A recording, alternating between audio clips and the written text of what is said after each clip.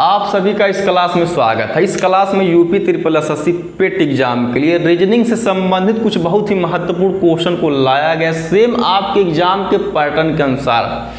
बस आपसे यही एक रिक्वेस्ट है कि क्लास में आप लास्ट तक बने रहिएगा। जितने भी क्वेश्चन इस क्लास में कराए जाएंगे आपके एग्जाम के लिए बहुत महत्वपूर्ण साबित होंगे। तो हम सीधे आते हैं अपने क्वेश्चन में, क्योंकि आपका ज़्यादा समय नहीं लेना, क्योंकि आपका एग्जाम बहुत जानिए नज़दीक आ गया, अर्थात हम कह सकते हैं 6 और 7 सितंबर। तो सीधे आ जाते हैं अपने क्वेश्चन पे। तो हमारा पहला क्वेश्चन है, यल यम यन और ओ भाई है।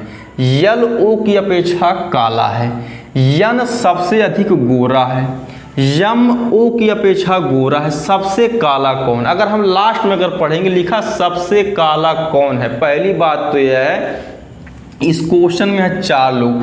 अब हम इन चारों को व्यवस्थित करना है कालेपन के अनुसार। क्यों? क्योंकि बोला है सबसे काला कौन है, तो हम पढ़ते हैं आगे। बोला है कि यल ओ की अपेक्षा काला है। अगर यल अगर ओ की अपेक्षा या यल ओ की तुलना में बात एक ही है। अगर काला है तो कहने का मतलब है यल यहाँ पे हो जाएगा, ओ यहाँ पे हो जाएगा। क्यों? क्योंकि यही तो बोला है कि यल ओ की अपेक्षा काला है, यानी कि यल भाई साहब ओ से ज़्यादा काले हैं। हम यह भी कह सकते हैं। अब आगे यन सबसे अधिक गोरा है। अगर यन अगर सबसे अधिक गोरा होगा तो सबसे नीचे यही आएगा। क्यों? अब क्यों यही आएगा? क्योंकि हमको कालेपन के अनुसार इन चारों को व्यवस्थित करना है। तो भैया बोला कि यन सबसे अधिक गोरा है तो जस्ट ये नीचे आएगा सबसे। अब आगे बोला यम ओ की अपेक्षा गोरा है। अगर यम अगर ओ की अपेक्षा गोरा होगा तो कहने का मतलब ओ से ऊपर और यल के बीच में, अर्थात कहने का मतलब है यम यहाँ पे आ जाएगा, क्योंकि बोला यम ओ की अपेक्षा गोरा है। बोला है सबसे काला कौन है, तो भैया सबसे काला यल हो जाएगा, यानी कि ऑप्शन नंबर सी। बस आप केवल लास्ट तक बने रहिएगा, एकदम एग्जाम ओरिएंटेड क्वेश्चन लाया गया, बस आप यही जानिए। अब हम आ जाते हैं अपने नेक्स्ट क्वेश्चन पे। तो हमारा नेक्स्ट क्वेश्चन है लुप्त संख्या ज्ञात की, अर्थात लुप्त का मतलब गायब, यानी कि जो संख्या दी गई नहीं, अर्थात इसी को ज्ञात करना कि यहाँ पे कौन सी संख्या आएगी। अब लिखा है 7 6 2 उसके बाद 84, 8 9 3 उसके बाद 216, 5 उसके बाद क्वेश्चन मार्क का चिन्ह उसके बाद 6 तब 900। अगर हम ध्यान से देखेंगे अगर लास्ट वाले बॉक्स में सबसे बड़ी संख्या लिखा गया, यानी कि अब बड़ी संख्या अगर यहाँ पे अगर आई है तो कहने का मतलब ये है कि इन तीनों संख्याओं को हो सकता है कि गुणा ही किया गया होगा। अर्थात पहली बात तो 7 में 6 जोड़ेंगे, 13 में 2 जोड़ेंगे 15, यानी कि जोड़ने पर तो ये संख्या आ ही नहीं सकती, तो गुणा करके हम देख लेते हैं। अर्थात 7 छक्के 42, 42 दूना 84, यानी 84 यहाँ पे लिखा गया है। अब सेम यही नियम यहाँ पे लगाते हैं, देखते हैं कि लग रहा है कि नहीं। अर्थात 8 9 72, और 72 में जब हम 3 से गुणा करेंगे, जैसे कि यहाँ पे 3 लिखा है तो 3 दूना 6, 3 7 21, यानी कि यही नियम यहाँ पर भी लग गया। जब यहाँ पे लग गया तो यही नियम यहाँ पे लगेगा 110%। अर्थात अब 5 छक्के 30, अब 5 में 6 से गुणा किए 30 आया। अब यहाँ पे पहली बात तो क्वेश्चन मार्क का साइन है, तो इसको हम सॉल्व ऐसे कर लेते हैं। यहाँ पे हम रख देते हैं x, अर्थात 30 गुणे x बराबर 900। अब हम x अर्थात x का जब मान निकालेंगे तो 0 से 0 कट जाएगा, 3 3 का 9, उसके बाद एक वैल्यू, अर्थात यानी कि यहाँ पे आ जाएगा 30, यानी कि अब देख भी सकते हैं 30 पंजे 150। अब 150 में जब 6 से गुणा करेंगे, अर्थात देख भी सकते हैं 150 गुणे जब 6 करेंगे, 6 सुना सुन 6 5 30 के 0 हाथ में लगा 3, 6 करने 6 3 9, यानी कि यहाँ पे 30 होगा, जो कि ऑप्शन नंबर हमारे डी में दिया गया है। एकदम पैटर्न के अनुसार क्वेश्चन है, बस यही जानिए आप।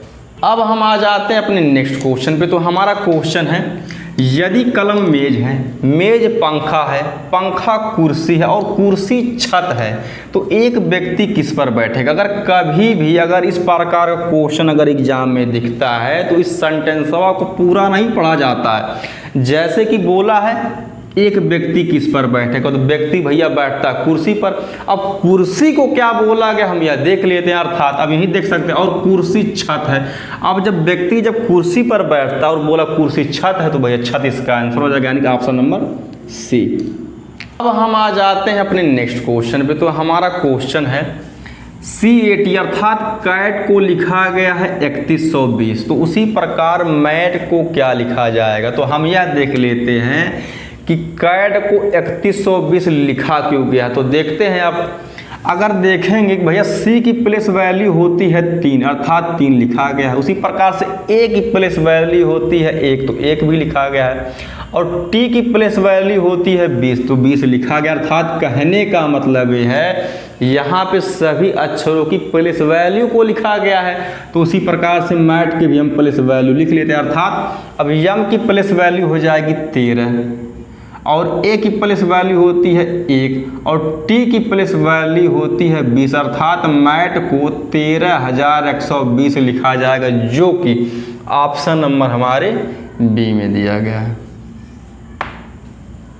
अब हम आ जाते हैं अपने नेक्स्ट क्वेश्चन पे। तो हमारा क्वेश्चन है, जो भिन्न हो वह बताएं। इसका मतलब ये है कि इन चारों ऑप्शनों या चारों विकल्पों में से जो अलग है उसको हमको बताना, अर्थात तो वही हमारा आंसर हो जाएगा। अब देखते हैं, तो पहला ऑप्शन है जनवरी कामा मई। तो जनवरी होता है 31 दिन का, ठीक। उसके बाद मई, अब मई भी होता है 31 दिन का। अब हम आते हैं बी वाले ऑप्शन पे। अब अप्रैल होता है 30 दिन का, ठीक। उसके बाद कामा, अब जून भी होता है 30 दिन का, तो भैया 30 लिख देते हैं। अब हम आ जाते हैं ऑप्शन सी पे, अर्थात जुलाई। अब जुलाई होता है 31 दिन का, कामा अगस्त भी होता है 31 दिन का, तो भैया लिख देते हैं। अब हम आ जाते हैं डी वाले ऑप्शन पे। अब जनवरी होता है 31 दिन का और दिसंबर भी होता है 31 दिन का। तो कहने का मतलब यही है, इसमें यही बताना कि अलग कौन सा है। यानी कि अगर हम ऑप्शन ए, ऑप्शन सी और ऑप्शन डी अगर पकड़ते हैं, इसमें जो भी महीने लिखे गए हैं ये सब 31 और 31 दिन का। और ऑप्शन बी में जो महीना जो लिखा गया ये 30 और 30 दिन का। अर्थात A B and D, sorry A C and D, ये तीनों विकल्प एक जैसा, यानी कि 31 दिन का। अर्थात ऑप्शन बी वाला हमारा अलग हो जाएगा, जो कि 30 और 30 दिन का, यानी कि हमारा आंसर हो जाएगा बी या ऑप्शन बी हो जाएगा, ठीक। इस क्लास का लास्ट क्वेश्चन, आपसे यही एक रिक्वेस्ट है कि क्लास को लाइक शेयर सब्सक्राइब करते रहिए और बाकी कमेंट करिएगा कि क्लास कैसी लगी। धन्यवाद।